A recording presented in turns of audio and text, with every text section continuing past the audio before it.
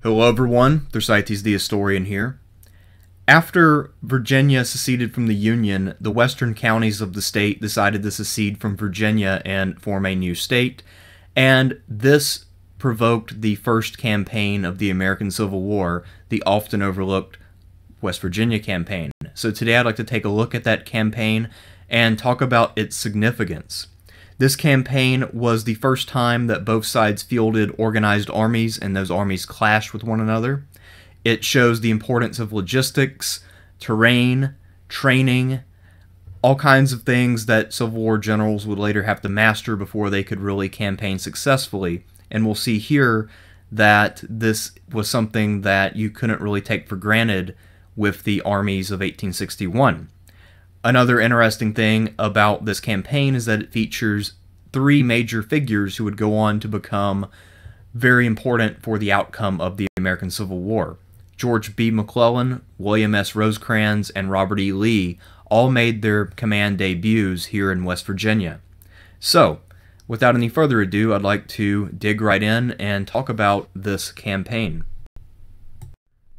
The first question that needs to be addressed is why the western counties of Virginia decided to secede and form their own state. The answer is that there was a political, social, and economic divide between the western counties that became West Virginia and the eastern counties, which are still part of the current state of Virginia. West Virginia felt like it was underrepresented and culturally alienated from the rest of the state. Politically, Virginia was dominated by what were known as the Tidewater aristocrats. Those are the plantation owners who governed in their own interest.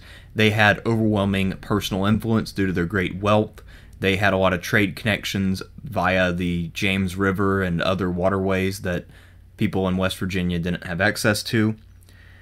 And this legislature, dominated by the Tidewater aristocrats, really governed in their own interest. A great example of that is that slaves, which were the primary source of wealth for these landowning aristocrats, were only taxed at 1/3 of their market value, whereas all other forms of property, say houses or what have you, would be taxed at full value. Obviously, this was done to protect the capital of the ruling elite. And this is something that didn't really benefit people in the western counties, where they had a very low percentage of slaves and slaveholders, but they did have about a quarter of the white population in these mountain areas. So, if we look at the 35 northwestern counties to the west of the Shenandoah and north of the Kanawha Valley, this was about a quarter of the state's white population, and as I said, it has very few slaves. So, economically and politically, it is not really connected with the rest of Virginia in any meaningful way.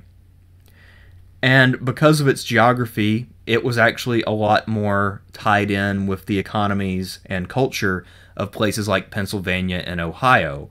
So if you lived in the West Virginia Panhandle, the nearest major city would be Pittsburgh, and it would be a lot easier to get to a place like Pittsburgh than it would be to get to Richmond. All of the things that I discussed above were somewhat of a background radiation and a lingering resentment, which people in what is now West Virginia harbored against the rest of the state. However, it's quite likely that this resentment would have never really materialized into much if not for secession and the outbreak of the Civil War. So when Virginia voted to secede from the Union, only 5 out of the 31 state delegates from the northwestern counties voted in favor of secession. This area had strong Unionist sentiments. People did not want to leave the United States. And this led to the Wheeling Convention. Wheeling is the largest city in the West Virginia Panhandle, and this convention took place from May 13th to May 15th, and this is really where people in the Northwest decided to separate from the rest of the state. But there's a big problem for the delegates of the Wheeling Convention, and that is the U.S. Constitution. Article 4, Section 3 required a state's legislature to approve of the formation of a new state. So to do this in a completely legal way, West Virginia would have had to get the Virginia legislature in Richmond to vote to allow them to go their own way. And clearly that was not going to happen. So what Wheeling did is they elected a new Virginia state government with all of the various offices from governor to secretary of state or whatever. And then, using this as a workaround, they voted to secede from Virginia and become a new state. At the time of the Wheeling Convention, the Civil War hadn't really turned hot yet. It was clear that there was going to be a war, both sides were raising armies, but there were no major campaigns underway, so the Wheeling Convention became one of the major items of national news. And it is no surprise that President Lincoln decided to seize on this and really make the most of it. So he moved quickly to recognize the government in Wheeling as the legitimate government of Virginia and accepted West Virginia's claim to be a new and independent state. And throughout the war, he and the government in the North would do everything that it could to get West Virginia recognized and into the Union formally. West Virginia's legislature, such as it was, quickly elected 2 U.S. senators, and they were sworn in on July 13th of 1861, which is still prior to the First Battle of Manassas, and they also sent 3 representatives to the House. The Wheeling Convention reconvened in August of 1861, and then they had to sort out a lot of thorny issues about legitimacy, legality, so they had to deal with all of these constitutional issues that seceding from a state that just seceded from the Union would entail. And they had to deal with the ever-thorny issue of slavery. Now, despite the fact that very few West Virginians actually owned or were slaves, it was still a problem, and it was something that the few slaveholders were really fighting tooth and nail about. Later on, there would be some counties that got incorporated into West Virginia which were pro-Confederate, and I imagine that the people running the government from Wheeling were trying to look for ways to appease them while also reflecting the will of the majority, and that was a process that took a couple of years to really iron itself out. West Virginia would only become a state in 1863, which was, quite a bit after the Emancipation Proclamation. And I think it's also safe to say that without the Union Army being involved in this process, this would not have been possible. West Virginia's own Unionist militia was pretty small, and there's no way that they would have been able to hold off the Confederate invasion of the state. So this political background is really what the whole campaign was about, but this is not the main topic of the video. The main topic will be the campaign itself. From a political standpoint, the Union stood to gain a great deal more from the acquisition of West Virginia than the Confederates did from retaining the area. This is because for the Union this would be a much-needed victory right after half the country had just left. So this would also help to undermine Confederate claims to really being legitimate or to representing the will of the people. So this was a PR masterpiece if the Union can pull it off. For the Confederacy, it might make them look a bit hypocritical since they were denying regional determination, which was something that they had really been pushing rhetorically. So it would make them look a bit hypocritical, and you might think, why would they want to acquire an area which had voted to leave and would probably revolt and be helped out by the resources of the North? Well, the reason is that both sides had an equally valid strategic edge to gain by holding this area. And that edge was the Baltimore and Ohio Railroad, which passed through West Virginia. The value of the B&O is that it was the most direct overland route between Washington and the Midwest. And if you controlled this, then you could impose something of an inconvenience on the Union. So for the Confederates, if they held this juncture, then the Union would have to reroute their troops and communications around West Virginia. So this would be a delaying thing. And if they were to hold on to this region, this would also be a mountainous, dangerous region that the Union would have to campaign in, something that would favor the defender. So there are plenty of reasons why the Confederates wanted to retain this region.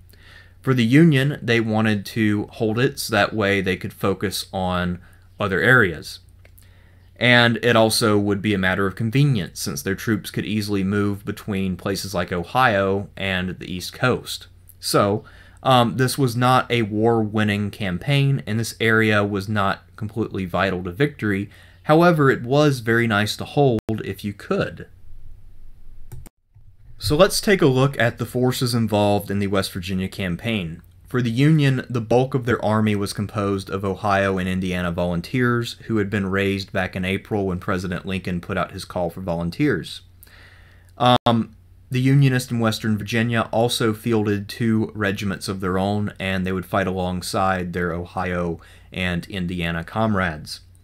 George B. McClellan had played a big role in the mobilization of the Ohio troops, and he assumed overall command of the troops being sent into West Virginia once Lincoln ordered Union troops to intervene on behalf of the Wheeling government.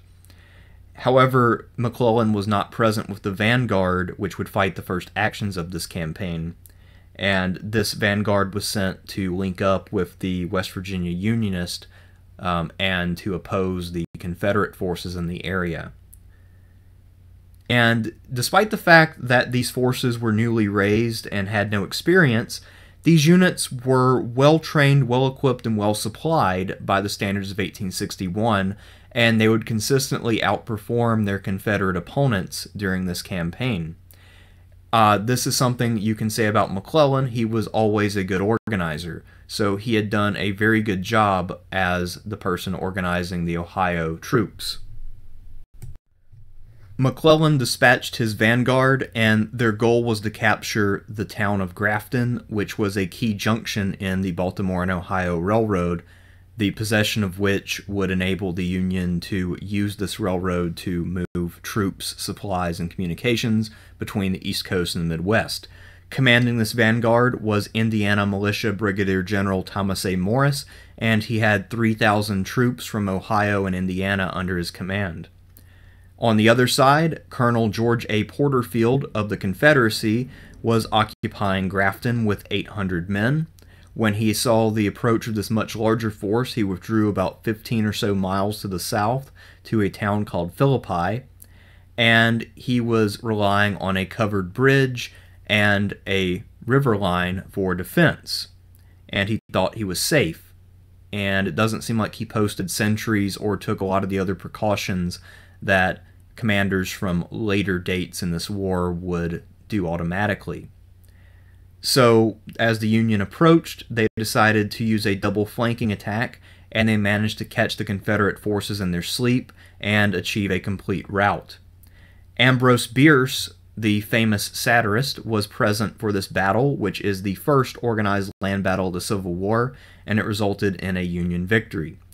Bierce later would mock this battle because it was not really much of a bloodbath or anything like that. It was more or less the Union advanced, a few shots were fired, a handful of men on either side died, and then the Confederates abandoned their camps and ran for the hills. So it wasn't really anything compared to later battles, but it does technically qualify as the first pitched battle of the Civil War, since both sides were organized into formal units. Shortly after the Battle of Philippi, or the Philippi Races if you prefer to call it that, George B. McClellan arrived with the main Union Army in West Virginia. McClellan was someone who had left the service in, I think, 1857 or so, because he was bored and he didn't see very many opportunities for advancement. However, when the war broke out, he immediately offered his services to the Union, and he was someone who had a reputation for being an expert in what was known at the time as big war science. Basically, this would be today's mobilization or something along those lines. At the time, George McClellan was 34 years old, making him one of the younger Civil War generals. He was charismatic and had quite a bit of ambition, and like a whole lot of people at that time, he had an obsession with Napoleon. His goal as a general was to equal or surpass the deeds of Napoleon.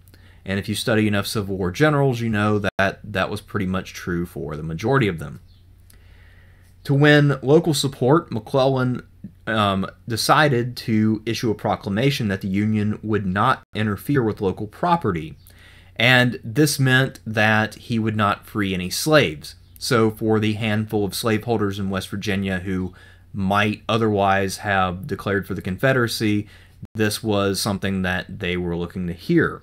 However, at the time, Lincoln was a bit on the fence about what to do with the issue of slavery, and McClellan had to issue a formal apology to the president since he had more or less usurped the president's ability to make political policy in occupied territories. So that was a bit of a mess. McClellan ultimately would have about 20,000 or so men in the region, and that would give him quite a bit of a numerical advantage over the Confederates. His political goal was to allow West Virginia to pursue its independence, and strategically he had to secure the Baltimore and Ohio rail line, which his subordinate at Philippi had already done. And to the best of my knowledge, this rail line was never again seriously threatened. When the news of the disaster at Philippi reached Richmond, Robert E. Lee, who was in charge of organizing Confederate armies, was only able to assemble about 4,500 or so men, most of whom were not trained and many of whom were not properly equipped. And over this force, he placed Brigadier General Robert S. Garnett, who was a professional soldier, a West Point graduate, and had served as his adjutant in organizing all of the armies of the Confederacy. You can only imagine that Garnett was probably pretty eager to get out of that assignment, since organizing the Confederate Army was a monumental task, since each state was very determined to advance its own rights, and there wasn't a lot of cooperation in the early days. At any rate, though, Garnett was dispatched with this army, and his goal was to defend the Staunton-Parkersburg Turnpike. But ultimately, McClellan had a lot more men, and his numbers enabled him to outmaneuver Garnett and forced him to fall back from his position on the turnpike. After having fallen back from the turnpike, Garnett decided to occupy two mountains that would serve as great defensive positions. He chose Rich Mountain and Laurel Mountain, which were separated by about 8 miles. McClellan took his main force and made a feint toward Laurel Mountain, while his subordinate, General William Rosecrans, took a brigade and hit the Confederate flank by surprise at Rich Mountain. And during this engagement, the Confederates lost about 170 men captured, while the Union only lost about 60 men. So this was quite a good success, especially when you consider that casualty ratios in musket combat were typically not very lopsided. Anyway, when McClellan heard the noise from the battle that Rosecrans was fighting, for whatever reason he jumped to the conclusion that Rosecrans was being destroyed, and rather than pinning down Garnett's main force, he rushed to the aid of Rosecrans, only to find that Rosecrans had won, and that Garnett had used the lull in the action to escape. So this was a minor Union victory, but it could have been a lot better had McClellan stuck to his own plan. During the West Virginia campaign, both sides relied heavily on local guides.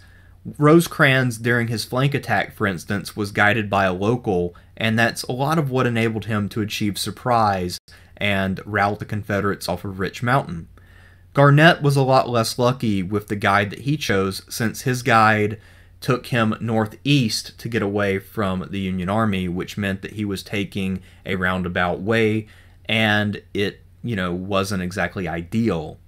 Anyway, as Garnett was retreating with the Union in hot pursuit, he had to fight a rear guard action at Corrick's Ford when he was overtaken temporarily. And during this action, Garnett was mortally wounded, and he apparently died thinking that he had probably been hit by one of his own men.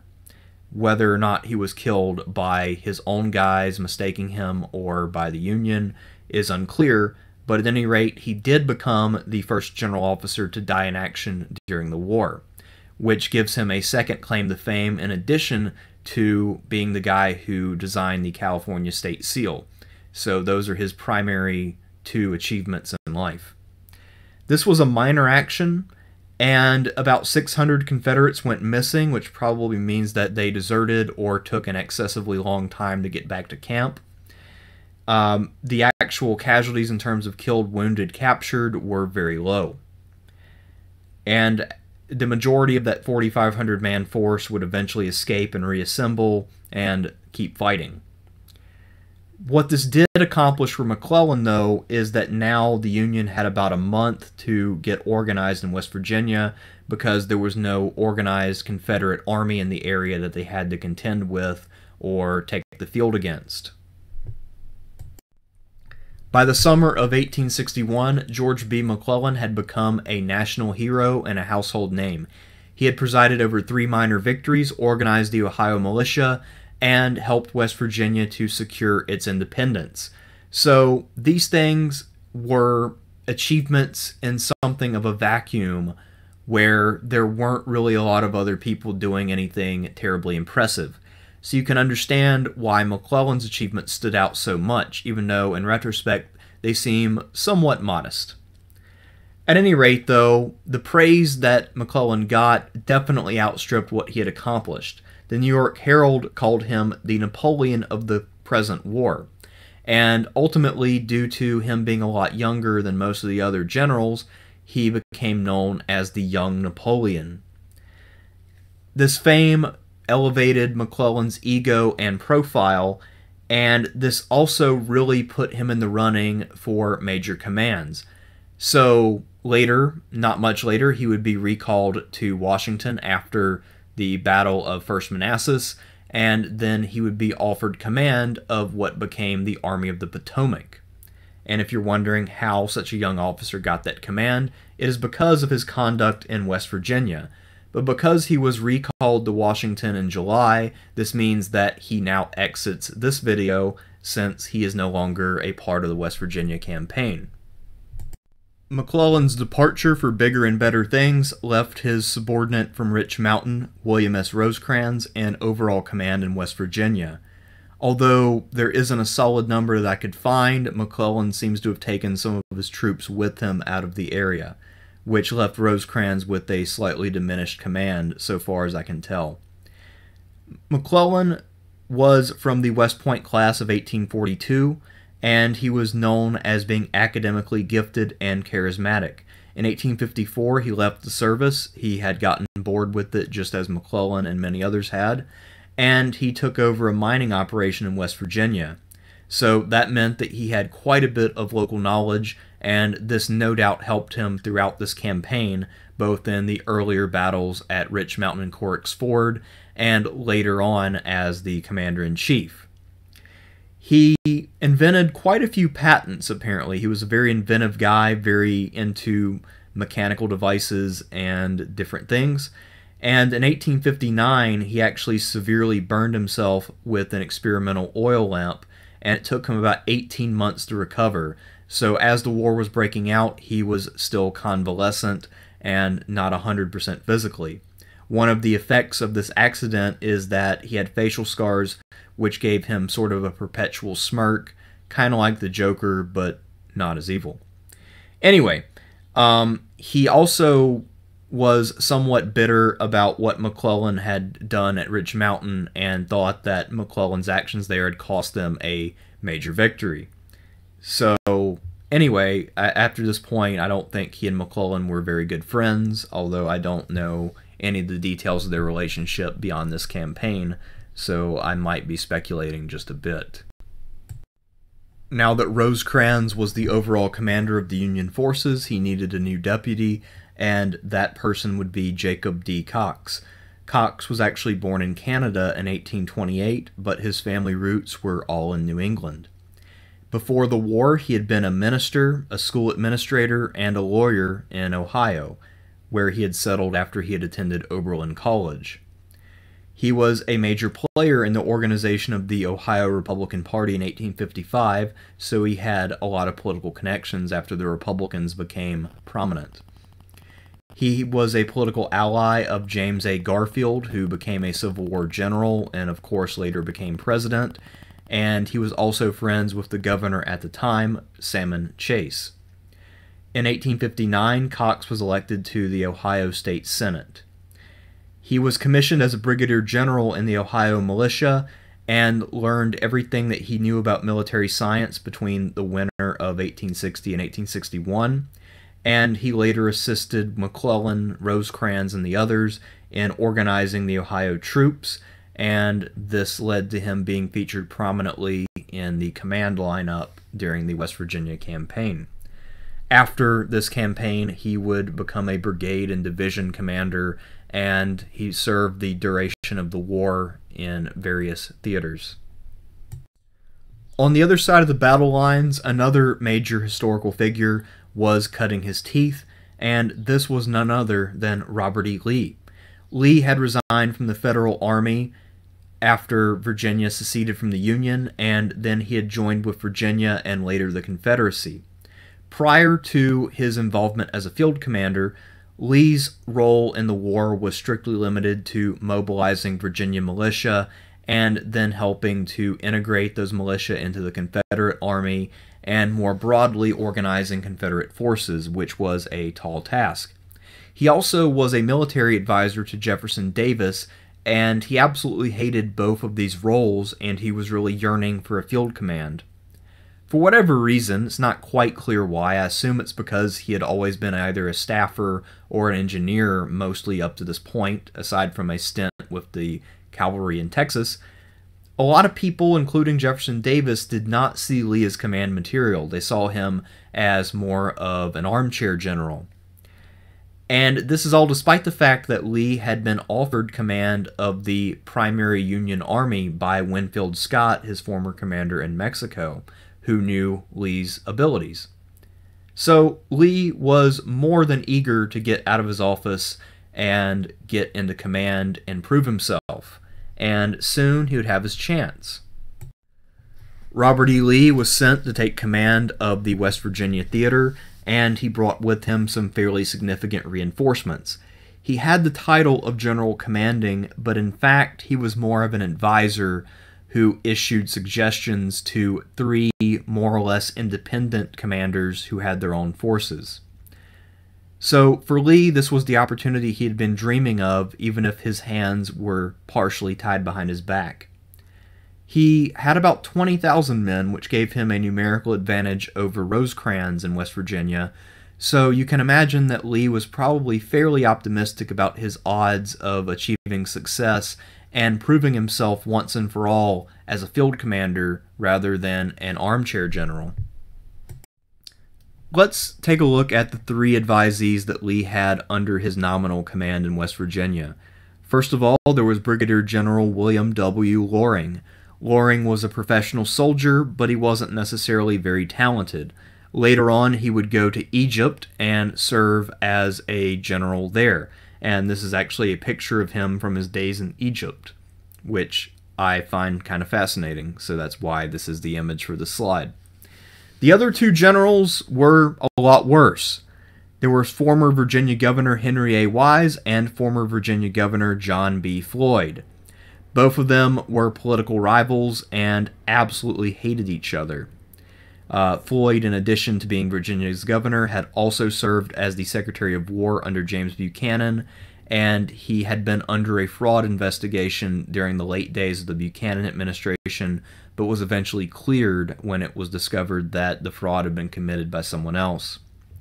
At any rate, all three of these commanders didn't really have any intentions of cooperating with the others, and all of them were just as eager as Lee to make a name for themselves as military masterminds.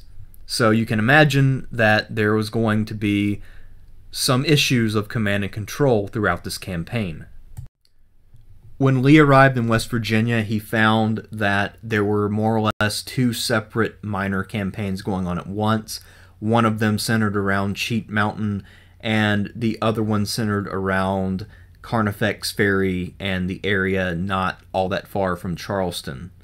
So, first of all, he arrived at Huntersville, which was near Cheat Mountain. He had about 10,000 men, and these men were not terribly well organized or supplied, but they did have a significant numerical advantage over the 3,000 Union troops that were dug in on Cheat Mountain and over at Rich Mountain.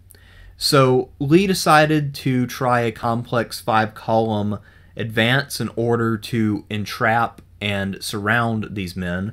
However, this was prevented from happening by rain and mud. Right before he had arrived in the area and tried to do this, there had been about a month or more solid of rain, so the roads were basically impassable, and his men just got stuck in the mud. Some of his wagons sank, mules supposedly drowned in the mud. It was bad. So this plan fell apart and almost resulted in no combat because his men couldn't get to where they were supposed to be. So this quickly developed into nothing. So Lee was frustrated there. He moved on to the other front. And on that front, what had happened is that while Lee was fighting his other battle, Rosecrans had lashed out at Floyd at Carnifex Ferry and pushed him back. And what was going on in that theater is that both Floyd and Wise were there, and they were trying to cooperate, but mostly just feuding, and they weren't really able to work together. And Rosecrans maybe was aware of that, and he struck one commander when the other one couldn't help him, and then these two political generals were just involved in a feud. So when Lee got there, he had to deal with that, and he tried to then recommence battle with Rosecrans, but Rosecrans evaded him. Remember, Rosecrans had a lot of knowledge of the local terrain, and it wasn't going to be very easy to ensnare him, especially when a lot of his troops were these well-drilled Indiana and Ohio militiamen who were proficient marchers. So Lee was not able to really achieve anything there either, and eventually the dispute between Floyd and Wise got so embarrassing that Davis actually recalled Wise in order to alleviate tensions and make it possible for a functional command environment to exist. At the end of October, Lee gave up and decided that this campaign couldn't really be won, and he returned to Richmond. For me, the most interesting thing about the West Virginia campaign is how someone as militarily talented as Robert E. Lee could have failed so completely. So let's look at the factors as to why he performed so poorly. First of all, his numerical advantage was negated by the rough terrain and Rosecrans' seizure of all of the vital positions prior to Lee's arrival. So Rosecrans had the ability to take all of the positions that were desirable and make sure that they were fully occupied before Lee arrived on the scene. That was a key advantage. Lee also didn't really have a very high level of command and control during this battle. After all, while his commanders did follow most of his suggestions, he did not actually have the ability to order them around like he later did with his corps commanders. So this meant that his plans were hard to implement. And it doesn't help that not only were his subordinates not bound to follow his orders, but they also were not nearly as competent as someone like a James Longstreet or a Stonewall Jackson. So he was working with second or third tier talent, and these guys also weren't required to follow his commands. You can see how that would be a problem for a whole lot of reasons. Another thing is that while it looks like for the most part during the war both sides fielded men who were pretty equal to one another in terms of ability, during this campaign the Union soldiers were demonstrably better equipped and better trained, and it really showed. And the fact that they were able to stay supplied was also a key factor, since we don't really hear anything about Union troops being sick or incapacitated, whereas a large percentage of Lee's force was incapacitated, dealt with illness, wasn't properly clothed or properly armed. A lot of the men were equipped with older weapons like hunting rifles or shotguns or whatever. So it just on a man-to-man basis, the Union had a great advantage, at least in this campaign. And of course the weather, I mentioned that earlier. There were horror stories of mules drowning in mud. And if you take inexperienced, not fully equipped troops and try to perform complex flanking maneuvers through rough terrain, you can only imagine how that's not going to go well, especially when the generals that you're relying on to perform these tasks are idiots. So, yeah, I mean, there's no way Lee could have won this campaign. This was a guaranteed loss from the outset. It just wasn't going to happen. And another factor that is worth mentioning is that William Rosecrans was a really good general. He doesn't get a lot of credit today. He hasn't really remained famous, but he probably should be a lot better known than he is. He was pretty successful throughout the war on the Western Front. He won quite a few battles and campaigns, and it was only because of the rise of Grant and Lincoln's promotion of the Grant-Sherman pair that Rosecrans was kind of eclipsed. It wasn't because he failed or underperformed by any means. So, this was one time when Lee had a pretty good opponent who managed to stick with him the whole time and could equal him in terms of maneuver and strategy. Prior to the West Virginia campaign, Lee's hair had not been completely gray, but the combined stress of his earlier assignment as military advisor and his current struggles in West Virginia made his beard grow in gray, and this is really when we get the classic image of Robert E. Lee, where he looks like the Robert E. Lee that you see in 99% of all the drawings and things that we have of him. And to really complement this new gray look, he earned a new nickname from the Southern newspapers of Granny Lee. So Wise, who was his subordinate, the former governor Henry A. Wise, had a lot of close connections with Virginia papers, and because Lee and Wise apparently butted heads, these papers then blasted Lee for his failures in West Virginia and labeled him as Granny Lee and Evacuating Lee. The Richmond Examiner put it pretty bluntly. They said that Lee was outwitted, outmaneuvered, and outgeneraled. And at least with regard to outmaneuvered, it's pretty hard to argue against that. Lee was never able to get the better of Rosecrans or to catch him. And this reputation that he earned in West Virginia would be a real millstone around his neck. This sort of confirmed the judgment of someone like a Jefferson Davis that Lee was not field command material and should be relegated to administrative duties.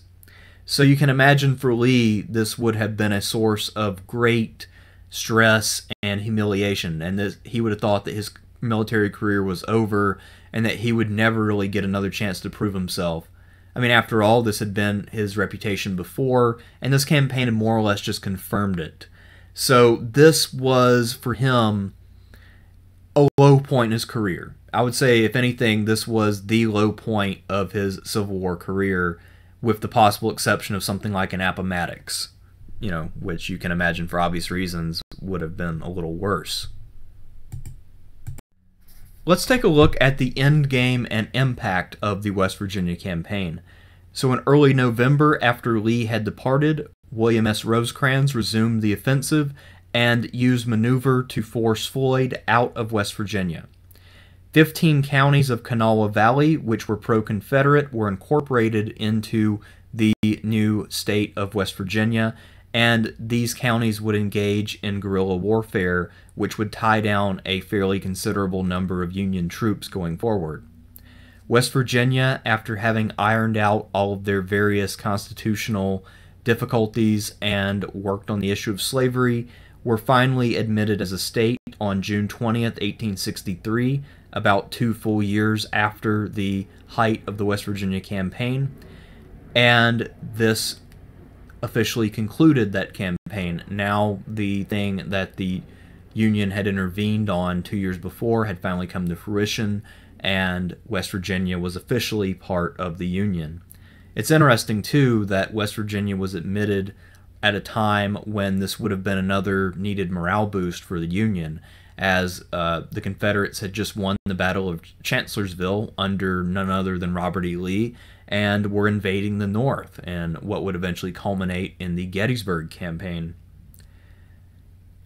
Another long-term result of this battle, or this campaign, is that the Shenandoah Valley strategic importance was greatly enhanced. Throughout the war, at least the rest of it, Lee and others, when they wanted to alleviate pressure on Richmond, would launch an offensive through the Shenandoah Valley, which was kind of this western flank and secondary theater. So the Valley campaigns of Stonewall Jackson and Jubal Early have the significance that they have because this was the western flank of Virginia rather than West Virginia. So, without this campaign, the Shenandoah might not have played a major role in the war. Or it may have played an extremely different role, like maybe the Union would have been the first to exploit it rather than it being a safety valve for the Confederates trying to defend Richmond. At any rate, those are some of my thoughts on the West Virginia campaign, and I hope that you enjoyed this video. If you did, let me know. I'm also thinking of making a video on Robert E. Lee's activities during the Civil War in more detail prior to his assumption as commander of the Army of Northern Virginia. At any rate, I'm Thersites the Historian, and I will see you around the internet.